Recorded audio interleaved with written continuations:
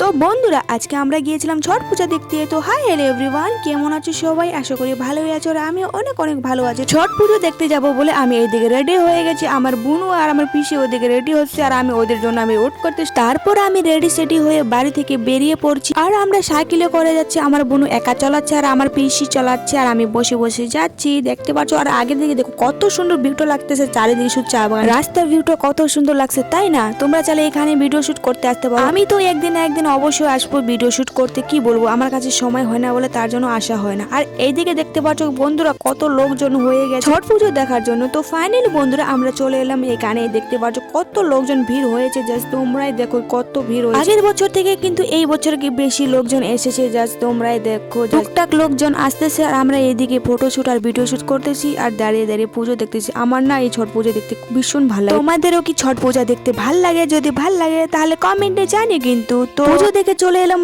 বাড়ি। তো রাত্রিবেলায় দেখি যে কয়েকটা বাজি রয়েছে। তো পাড়ার ছোট ছোট ভাইদেরকে বললাম চলো ভাই বাজি ফোটাবো। আর ভাইরা বললো আমাদের কাছে তো বাজি নাই। আর আমি বললাম তোমাদের কাছে নাই তো কি হয়েছে, আমার কাছে আছে, চল ওইগুলো ফোটাবো। তারপর আমরা বাজি ফোটানো চালু করে দিলাম। দেখতে পাচ্ছ আমরা কত সুন্দর বাজি ফোটাবো। তো বন্ধুরা আজকে ব্লগটা তোমাদের কেমন লাগলো? যদি ভালো লাগে তাহলে লাইক কমেন্ট শেয়ার করে দিও। তো আজকের জন্য এটুকুই, দেখা হবে নেক্সট ব্লগে। তো টাটা সবাইকে।